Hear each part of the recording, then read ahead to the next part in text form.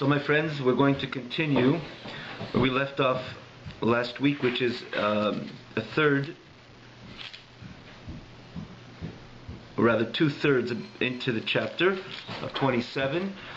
You could see it in the English text as well, where it says V'lo od ela filu, which is more like a quarter before the end, where the Alter Rebbe continues in this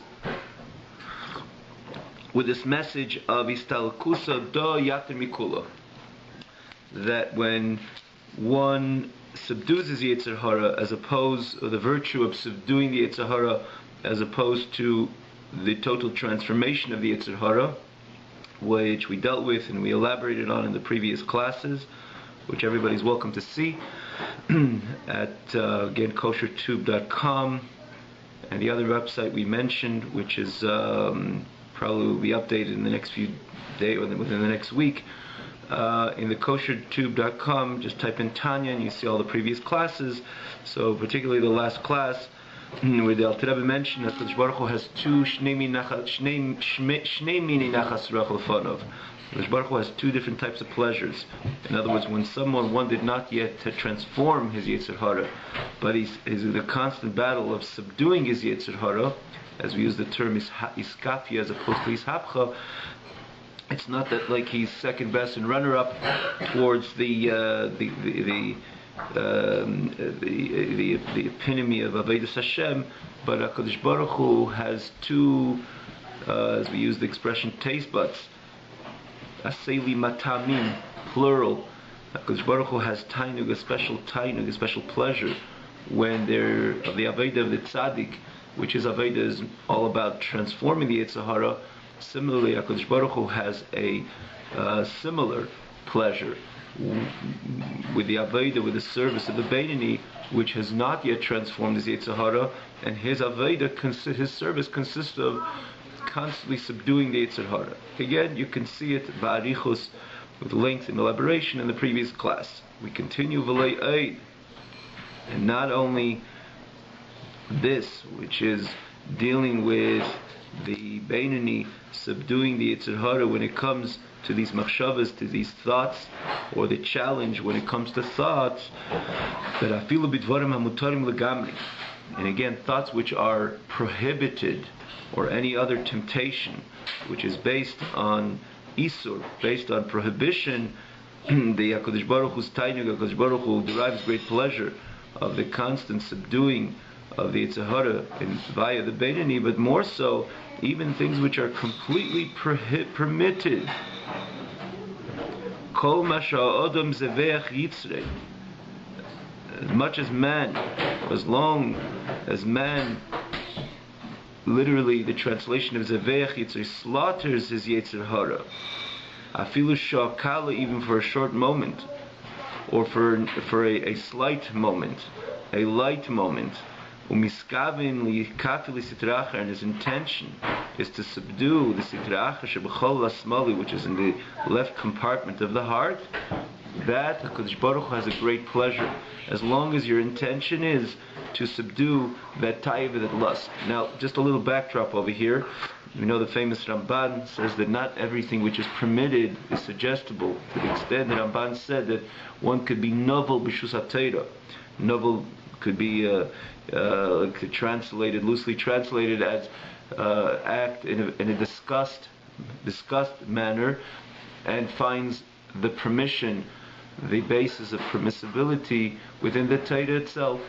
Heter, this is mutter, and he finds heter in this, and finds heter in this. In the end, he could be living a very crass and gross life, based on heterim, notions of permissibility, or permissibility which he tries to find and extract from Torah.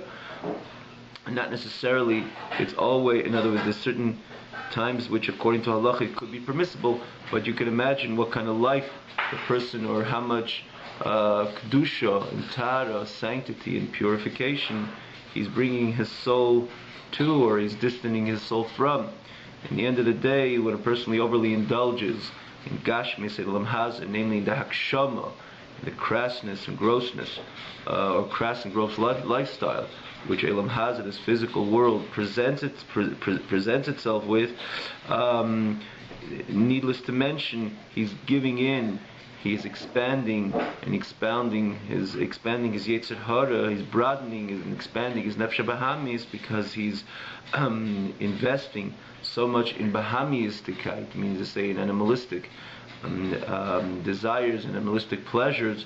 In the end of the day, he's not giving any chance, any room for the expression of the Nefesh Elikis of the godly soul, which wants to exercise godly activities and execute godly adventures and engaging in godly realities, which is Teira, Aveda, Gemilas Chasadim, his Beinunus and Elokus, pondering, investing his nefesh in being Zbeinin, pondering in the realities of godliness, Dovik Belokus, to cleave and connect to God and His holy ways. In this case, his whole investment is in animalistic investments. One can understand that with any investment or indulgent investment in the nefesh, in animalistic areas, via his nefesh bahamis, distance a person from his nefesh elikis or from elokus, from godliness. I is going to say that it's mutter. He finds in Shulchan Aruch that this is mutter. But if you look at the world, again, this is one of the brilliant expressions of the Alter Rebbe. When he calls the Yetzer Hara, he doesn't emphasize so much the Yetzer Hara, but he calls it Nefesh Bahamis, because if you look at an animal, in other words, the animal soul, because if you look at an animal, it not necessarily the animal is bad. Obviously, sometimes an animal can get vicious and angry and gore and hurt and even kill, etc., which we find that in ourselves. Sometimes we cross the red line, and we can cross the red line as well.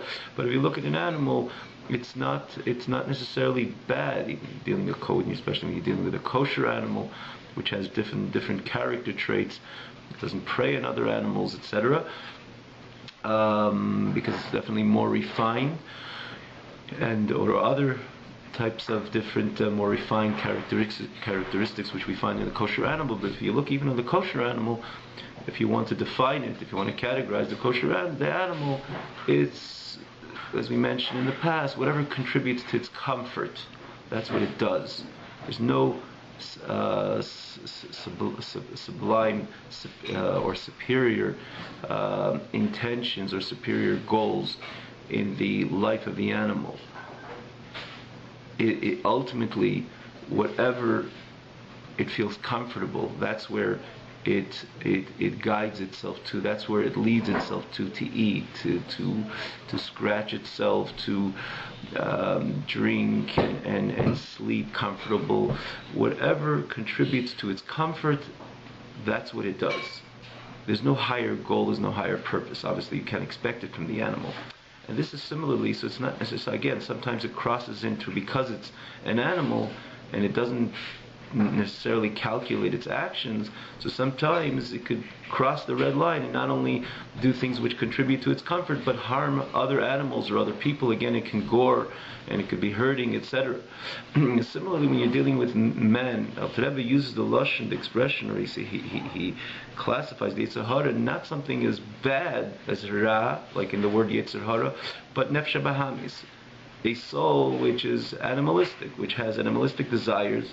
And again, we have within ourselves this soul, this pull to do everything which contributes to our comforts. In the end of the day, it's about investing in ourselves and what is comfortable, what is good for us, what makes us feel good, and losing the focus of what we're here for, to connect ourselves to the higher purpose, to the superior goal, and ultimately fulfill our mandate of drawing godliness, of living a life, bringing godliness into every part of our reality. So it doesn't mean one distances himself from eating and drinking and so on. Quite on the contrary, the purpose is to fuse the two, to bring godliness even in things which are mundane, by our eating and our drinking and any part of our lifestyle, anything which we engage with in this physical world. And that's where, nonetheless, we always have to stay focused. That's why he begins his day saying Meidani and davening and learning to warm up his neshama. The neshama should have the adequate energy to bring the godliness into all his other worldly activities. But when one focuses solely, or namely, on executing his animalistic desires, so he removes himself from the purpose, he removes himself from his from the purpose which Hashem sent him to this world, from his ultimate mandate, from God, godliness, kedusha, tara, sanctity, purity, and you could imagine how much he's aligned with HaKadosh Baruch Hu, or not aligned with HaKadosh Baruch Hu, despite he finds it.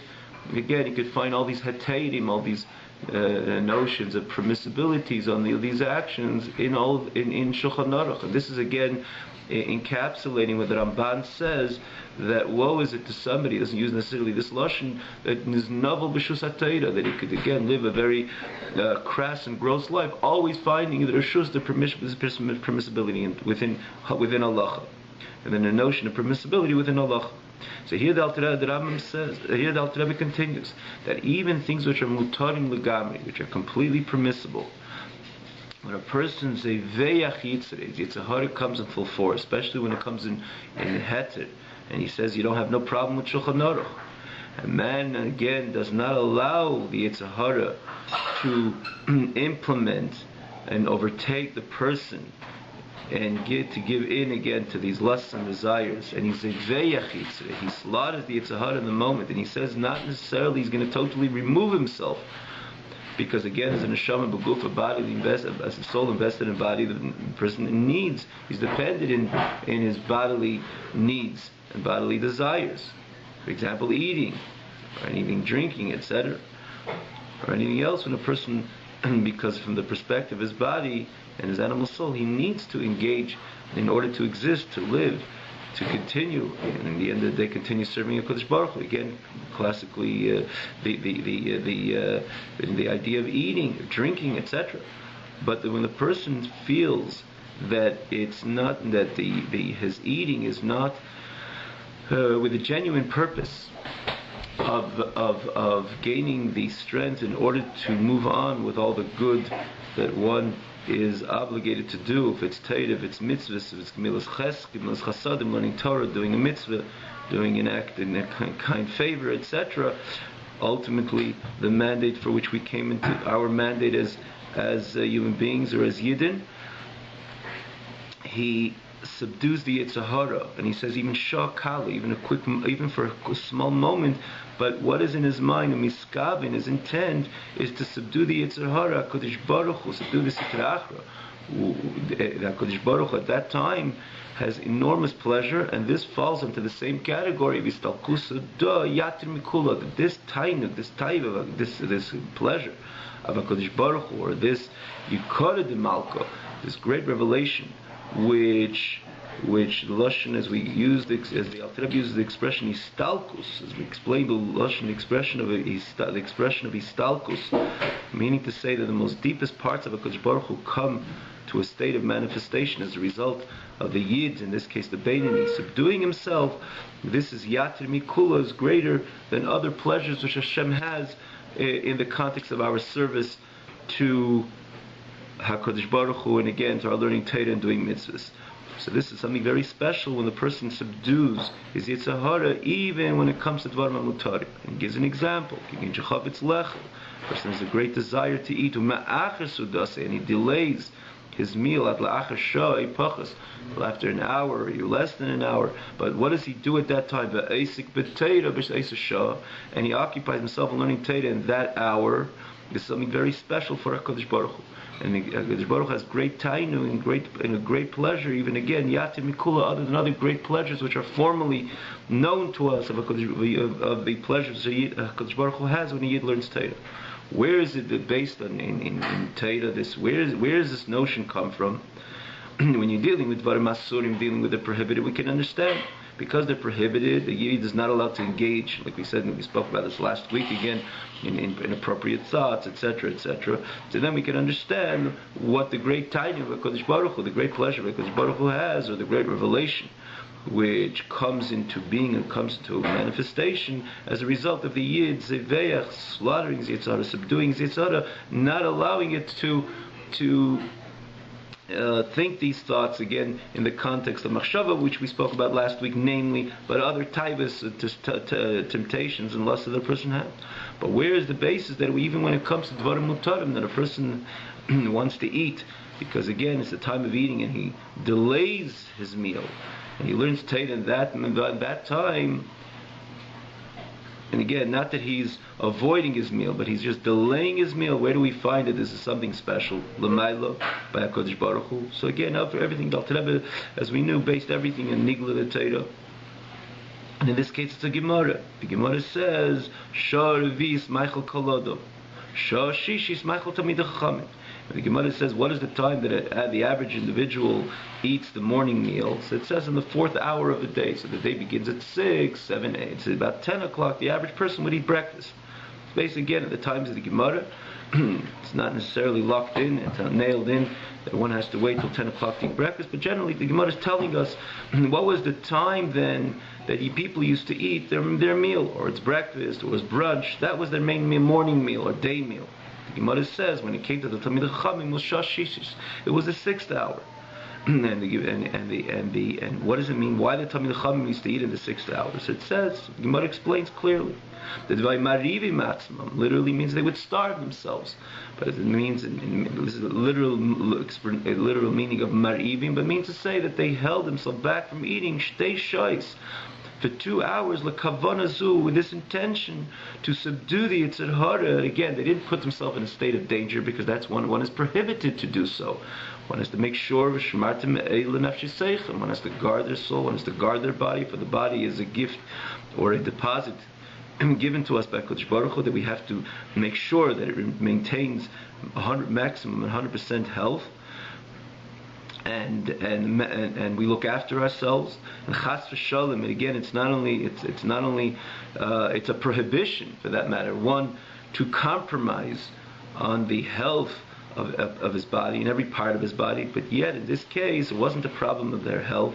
It was just a matter of giving in to the natural temptation which one has in order to go ahead and eat. They would subdue that temptation in order to learn Torah an extra 2 hours, and after that, obviously, they would sit down to their meal. So it would not be any chas v'shalom compromise in their health, but it was a matter of subduing the Yetzer Hara with the intention to be nachas ruach to HaKadosh Baruch Hu, or to learn Torah in those 2 hours in order to do this avodah v'iskafi.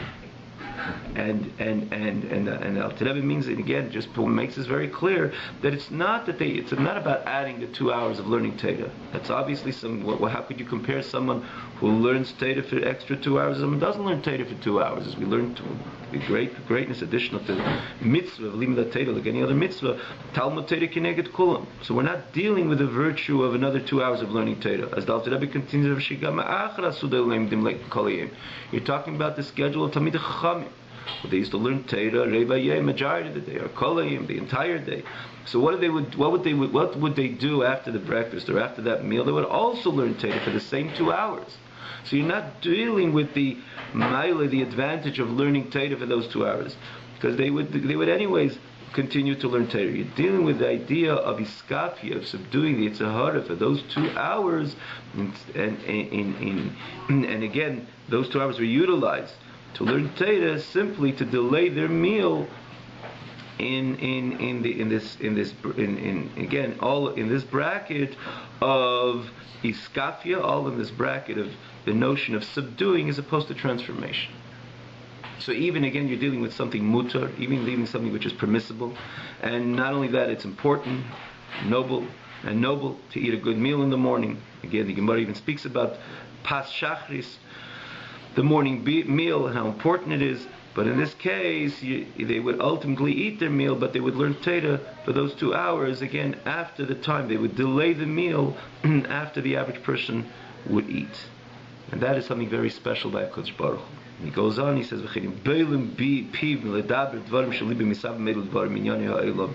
if someone holds himself, puts brake, literally means puts a brake on his mouth, and to speak things which his heart has a natural desire to speak about, binyanim of worldly matters. And again, chas v'shalom, we're not talking about lashon hara, rechivos. This is litzan is things which are prohibited to speak, because a prohibition is a prohibition. It's clear isur. The Alter Rebbe is speaking about, again, in this context, it's about inyani het, the things which are permissible. It's just some certain ideas which people like to talk about and like to spend their time in talking, the news, the weather, things which are not particularly essential, crucial, certainly not for the moment, and not and not something which is negay. It's not something which is related to the or pertinent at the time. It's just what people like to talk. There's something which we like to talk about, certain ideas, and again, ideas which are in the green line, meaning to say that it's not a problem with Shulchan Aruch to speak about them, but libe mishava. It's the heart, it's the nature of the person to talk about this. When one puts a brakes in his mouth, I mean, Beilim Piv, that's a literal translation, which means he holds himself back. Of speaking of this, he causes a great nachas ruach l'Kadosh Baruch Hu. And again, in the same type of nachas, the istalkusa do yoter mikula, brings the Kadosh Baruch Hu nachas even greater than other pleasures that Kadosh Baruch Hu has. Again, as we explained and we elaborated last week and touched upon at the beginning of this class. He said, here the Alter Rebbe goes on. He says, not only when it comes to Maisa, the actions, you see the perfect order. The Alter Rebbe begins with action, Maisa. Then he goes on with dibur, with speech, and he says, more savin v'chein be'huri machshavte. Even in thoughts, again, not only thoughts which are prohibited, which we dealt with in the previous classes, but even things which the person entertains his mind, again, to make it clear, not entertaining mind, which Teda clearly says it's prohibited to want to entertain his mind with. Stop to think about this, that, and the other. He says, even the bit which one, afilu b'ma'at mize'er, these kafis yitrach l'sato, the little bit where the person subdues his Yetzer Hara, not to think about this, that, and the other. Istalik yikor de kutshubrichu.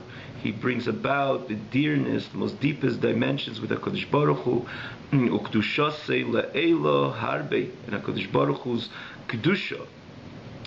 He brings again Yikara de Kuchabrichu, the dearness and the deepest dimensions of HaKadosh Baruch Hu, and HaKadosh Baruch Hu's sanctity.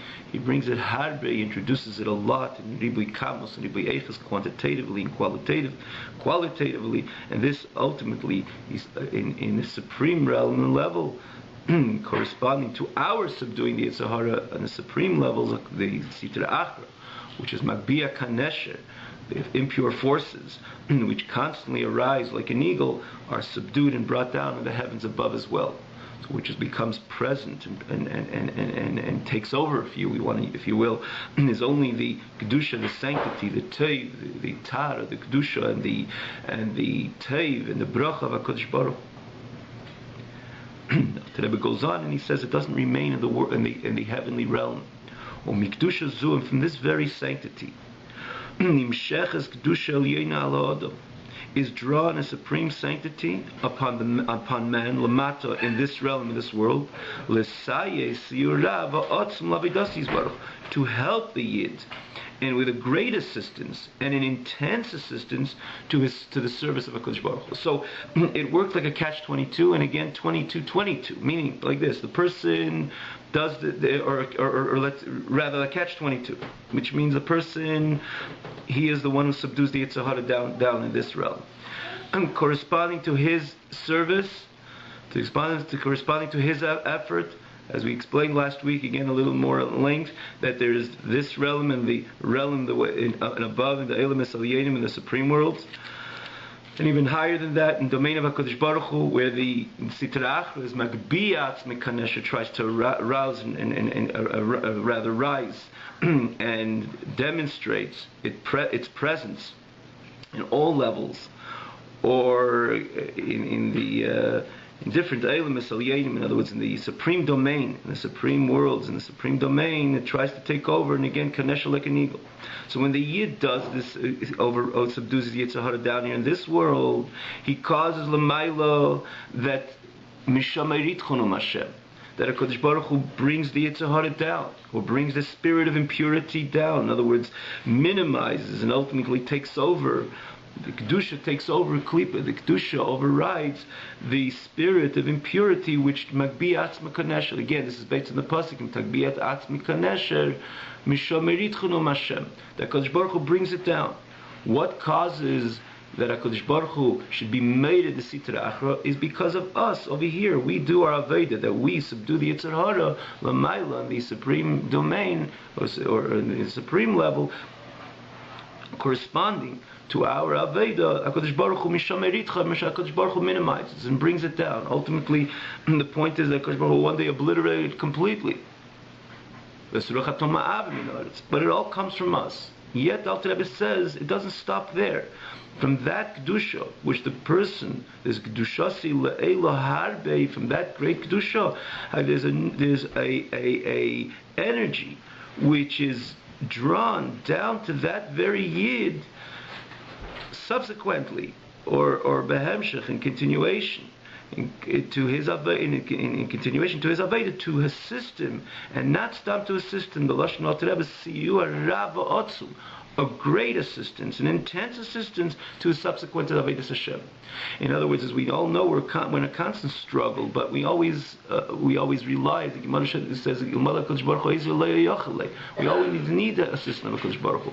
But in order to get an extra dosage of assistance from HaKadosh Baruch Hu, that it should be a little bit easier for us, we should be able to stay focused and do the right and stay away from the wrong. This kayach, or this kedusha, which comes from the Maila, which we were the ones who initially brought it about via us, initially subduing the Yetzer Hara, which we caused in the heavenly realm also. Misham Eritchunum Hashem, again, there's Dushasi Harbe, and the great Korah de Kuchabricha, which we caused, Lamaila, from that Kedusha, there's a new Amshacha, there's a new a divine energy which comes to the person to help him as Siyur Rava Otzum, not stop again in assistance and help, but an intense and a great and intense assistance for a subsequent Aveda. And this is what Razal tell us, our sages in blessed memory tell us, the one sanctifies himself down here in this world, that in heaven they sanctify him, again the Lashon Harbe a lot. In other words, Levad, Mashim Mekayim is a Seshel Teira. Additional, the other person is, again, this is based on the Ramban. The Ramban says a person is Mekadesh Atzmeina. And the Ramban says there adds, more than what we said before, not only it doesn't seem healthy, or worse than that, as we just explained, the result of one overly indulging in Yoni Heter, the Ramban says that there's a pasuk in Teira says, Vizkadishta Misum Kadeshim, that one must sanctify, and again, it's part of our mandate to sanctify ourselves, to live a divine life. And the Ramban goes on there, and in other words, that he explains that it can't be the Torah is telling us Kadishim Misum Kadeshim is namely talking about, even there we have to introduce Kedusha naturally, but it can't be that the Torah says a special command of Kadishim Misum Kadeshim not to eat something which is not kosher. Obviously, we're makdish ourselves when we stay at something which is prohibited to eat. But the reason why we stay away from something which is prohibited is because Torah tells us you're not allowed eating this. Why does Torah have to tell us Vizkadishim Misum Kadeshim? So again, the fact that we stay away from something which is prohibited also, we're doing together with it. We're obviously makdish ourselves, we're sanctifying ourselves and focusing on the way that HaKadosh Baruch Hu, we submit ourselves to the way HaKadosh Baruch Hu wants us to live. So we become more Kaddish, or associated with Kedusha. But the Ramban points out the fact that Torah, additional to that, gives a special mandate, and a special, pasuk, and then tells us Kadishim Misum Kadeshim, that one has to sanctify themselves. The Ramban derives from this that this is a special mandate of Torah to the Yid, that even this which is permissible, even this which is permitted, one has to sanctify himself as well. So the first thing is getting back to this chapter, or what Alter Rebbe, the message of Alter Rebbe is that a person's Mekayim, a mitzvah, fulfills one of the mitzvahs of Torah, which Torah says Vizkadish to Misum Kadeshim, that one must sanctify himself. And again, namely, as the Ramban explains, the purpose of, or the pasuk of Vizkadish Misum Kadeshim is referring to this which is permissible, this which is permitted. But additional to that, when you will sanctify yourself with this which is permitted, or pirush, which means Vizkadishtem, that you will that you will make yourself holy, even though truly, as the Alter Rebbe doesn't remove here from this context, or from the whole build-up of the Alter Rebbe in this very Sefer called Sefer Shel Beinanim. Ultimately, we're dealing with the Beinani, and again, as the Alter Rebbe begins expands on this idea in the very beginning of the Perek, that we're dealing, that Torah is dealing with the Beinani, and which is the Aveda of the average Yid is to be the Beinani, and the Alter Rebbe explained in the early chapters And again, in this very chapter as well, that Alter Rebbe re-emphasizes this whole notion that the Beinoni is somebody who has not transformed his Yetzer Hara, and therefore he is essentially not Kaddish Muvdal from the Sitra Achra. He's not separated from the Sitra Achra, as opposed to the Tzaddik is an example which completely transformed his Yetzer Hara, as a Lashon Hazeh, became like Yetzer Teiv. So that the life of the Tzaddik, or the Tzaddik, is all about Kedusha and all about separation of the Sitra Achra. The Tzaddik has no shaykhus, no connection to anything which is intrinsically ra, intrinsically evil, or tamei, or with anything associated with sitra achra, with the world of impurity. You're dealing with the Beinoni, which the Beinoni has a Yetzer Hara and has a Nefesh Bahamis, and the Nefesh Bahamis is fully intact, so he's not completely removed from the sitra achra. So how do you reconcile this with the pasuk, or the Yid, the Beinoni, fulfilling the pasuk of Iskadishtem? He's be holy, live a sanctified, or be sanctified. If he's not, he is the Beinoni, which is not removed, essentially not removed from Sitra Achra. So the Rebbe says that it's not a contradiction, because this is where the pasuk is telling Visim Kedeshim, that even though you're be'emes Einu Kodesh Muvdam Sitra Achra, again, because we're dealing with the Beinoni Ki Hi B'Tokvo V'Vurasa Kirtuldasa, it stands B'Chol Asmali, that it remains. Again, it could even be throughout the entire person's life. The Rebbe, again, in this chapter, perhaps HaKadosh Baruch Hu wants the person to remain a Beinoni, not upgrade up to a tzaddik throughout his entire life. And again, you're dealing with somebody which has these taivas and has these temptations, which again is the greatest proof that he's not a tzaddik, and very far from a tzaddik. But he is the Beinoni, chas v'shalom, not a rasha, because he never gives in to these temptations. But in the Beinoni he is, and therefore he is not, again, essentially not removed from Sitra Achra, because the Nefesh Bahamis is with its initial strength, the way it was born from day on, from the first day on, in the same way, and again, its initial strength and its initial determination. B'chol asmali, in the left compartment of the heart, again, as Alter Rebbe elaborated in the original prakim, in the beginning of Tanya, as he explains there, that the Beinonis, the Nefesh Bahamis, the animal soul of the Beinoni, remains kituldosa, from the way it was, with the same energy, with the same potency as the way it was created. In other words, it is innately its innate takeif and its innate gvura never goes away in the Aved of the Beinoni, and by him it's only kavish yitzrei. It's about conquering his Yetzer Hara, because his Yetzer Hara and Nefesh Bahamis is in full tact, because again he is the Beinoni. So to him, it's not that Iskadishtem, he becomes truly holy. That is the way the tzad, that's the life of the tzaddik. To him, to the Beinoni, the Iskadishtem has another connotation, which is kavish yitzrei. He makes himself holy. Umikadish atzmei. He makes himself holy. He conquers his Yetzer Hara. He subdues his Yetzer Hara. This is where the pasuk, again, back to what Alter Rebbe is saying in a few lines ago, that it doesn't just remain on the heavenly, or in the heavenly realm, in the heavenly domain, in God's heavenly domain, but there's from this kedusha, nimsheches kedusha aliyena, this energy comes back to the Yid to help him out in his Avedus Hashem, which again is the subsequent words in that very pasuk after V'his kadishtem. It says V'hisim kedeshim. What does V'hisim kedeshim mean? That because you V'his kadishtem, you were a kavish Yetzer Hara, you conquered Yetzer Hara. Yetzer Hara was there, and O wasn't there, as we all know. But these v'kavish Yitzrei, I conquered the Yetzer Hara and subdued the Yetzer Hara. The pasuk promises you V'hisim kedeshim, that eventually this itself is going to help you and contribute to your Avedus Hashem in a way that you are going to feel at ease with your Aveda. As the Alter Rebbe continues,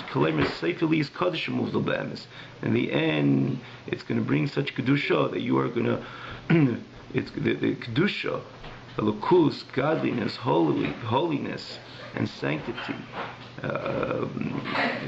everything which is associated with HaKadosh Baruch Hu is going to become tangible and palpable to you in such a way that your subsequent avodah is going to be in a different level. In other words, the milchama, there's different levels of how the Yid fights with his Yetzer Hara, or rather in the presentation or in the battle, his war and his battle with the Yetzer Hara. There are different times and different levels and different experiences, and each one is so distinct from the other.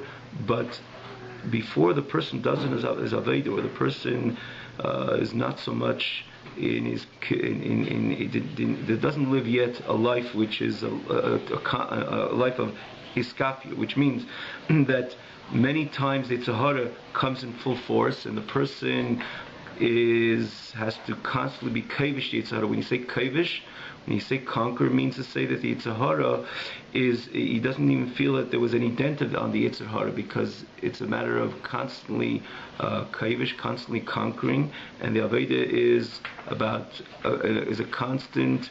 The iskafia is prevalent by him. In other words, the idea of constantly subduing the Yetzer Hara, that itself tells you that the Yetzer Hara comes on a constant basis and with full strength and full intensity. But the Alter Rebbe says that despite that Kadosh Baruch Hu is not ready yet to upgrade you to the tzaddik, that you should become essentially Kaddish and alleviate yourself from that milchama, but because of your intense effort, HaKadosh Baruch Hu doesn't overlook your intense effort. He sees that you're kavish Yetzer Hara, v'yisim kedeshim. He promises you that He'll make it easier for you, that you will feel the kedusha of Elokus. You'll move to be'emes m'sitrach. You'll be separated truly from the sitrachra. Aydeish mikachin ha'isir harbim l'mayla. That they will sanctify you. Harbe means a lot from the heavens above. And they will assist you legarsha milibay, to chase the Yetzer Hara and to chase the taivas and temptations and lusts of the Yetzer Hara, ma'at, little by little. So, which this is again, I must say that this is the as we conclude, this is the end of Chav Zayin. We'll stop over here, but I must say, Chassidim or those who delve into Tanya over the few hundred years always found something very ironic about the way the Alter Rebbe concludes this chapter. Because in the end of this chapter, the Alter Rebbe seems to connote over here that Hashem will upgrade you to the service of the tzaddik. Because the Alter Rebbe doesn't say that they're going to help you with your next kivishas Yetzer Hara, the next time you need to conquer the Yetzer Hara in a fierce battle. The Alter Rebbe uses the lashon that they will separate you from Sitra Achra. They will sanctify you, and the Alter Rebbe uses the lashon legarsha melibay, to chase the Yetzer Hara from your heart, ma'at, little by little. If you all remember, this is exactly the lashon the Alter Rebbe used in the earlier chapters when he dealt with the Aveda of the Tzaddik, legarsha melibay. On the other hand, we're saying that by the Beinani, the Beinani lives a life where the Yetzer Hara is in full tact in Liba and Chalal Asmali within the Beinani's heart. So this was always looked at as a very interesting conclusion, and more so that I don't think there's ever a reconciliation of this lashon of the Alter Rebbe speaks to and about the Beinani. How do you reconcile it with the message of the Alter Rebbe, the overall message of the Beinani, the Alter Rebbe about the Beinani, or namely in this very chapter? The Alter Rebbe begins this chapter, tells the Beinani not to worry because you never got rid of the Yetzer Hara. That's what makes you a Beinani. And even more so, which is interesting, that even in the very conclusion, the Alter Rebbe uses again the same expression, Ki hi betokvo gvurasa kitul dasa. That the Beinani's Yetzer Hara remains throughout the entire life. Again, till HaKadosh Baruch Hu decides to upgrade him to the level of the tzaddik, remains with its strength and with determination. And within the same few lines, the Alter Rebbe says, HaKadosh Baruch Hu promises you that you are He's going to sanctify or bring you such kedusha milmayla, that again lashon Alter Rebbe uses be'emes. Be'emes means you will truly be separated. That seems a little bit again on very much in the world of the tzaddik. And again he uses the lashon legarsha melibay, to chase it away from the heart. Means to say to minimize the energy of the Yetzer Hara. How does that work with the life of the Beinani? So again, I don't think it was ultimately reconciled, but if you want to just again, as it was, as it's explained, we could all put our 2 cents into it as well, more from our experience, that many times, even in the life of the Beinoni, it doesn't mean that every battle remains the same, or every day, or every part of the day, or every experience. The person always has the same fierce battle with the Yetzer Hara. There's no question that at times that we, even as, or the Yid, even as a Beinoni, could feel, and again, they feel the Kedusha of HaKadosh Baruch Hu. And when one is overwhelmed with the Kedusha of HaKadosh Baruch Hu, the Yetzer Hara, the battle inevitably is not as fierce.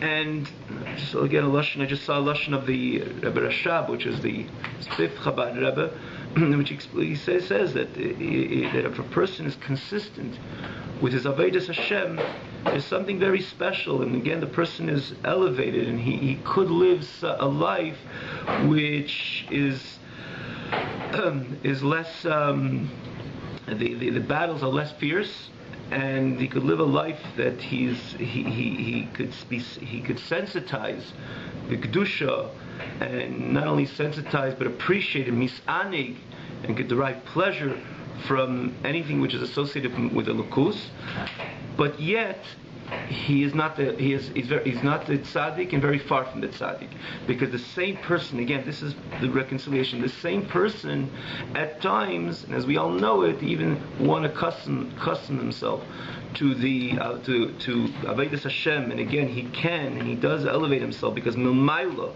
they allow the kedusha to flow into his system, into his conscious mind, into his heart, and so on, which assists him, with a great and intense assistance into his Aveda. The same Yid periodically has these fierce battles with Yetzer Hara, which tells us that he remains a Beinoni, but yet HaKadosh Baruch Hu will not allow every experience to be the same. HaKadosh Baruch Hu allows the godly energy to flow into this Yid, which bring such effort in subduing Yetzer Hara on a constant basis. In other words, Aveda is an Aveda Viskapia, based on the few examples which he said over here, starting from what we spoke about last week in Yoni Isra, things which are prohibited in action and in speech, namely in thought, but even in things which are permitted. There's no question that HaKadosh Baruch Hu allows him to appreciate more the Teira, the Kedusha Satira, and Kedusha of a mitzvah, and the more so he can find pleasure. Pleasure means to say that this becomes his experience, becomes a pleasurable Teira mitzvahs, and the lukus become pleasurable to him. And again, even though the same person does periodically, could even be in the same time, in the same even day, fight again need to conquer his Yetzer Hara, which that itself says that the Yetzer Hara remains bitakva ugvarasa kitul dasa. So he is a Beinoni, but HaKadosh Baruch Hu will definitely make it easier for him, and to the extent, again, Lagarsha Malibay ma'at slowly but surely. Have a wonderful day and a wonderful yontif. We look forward to continue B'ez Hashem the coming week.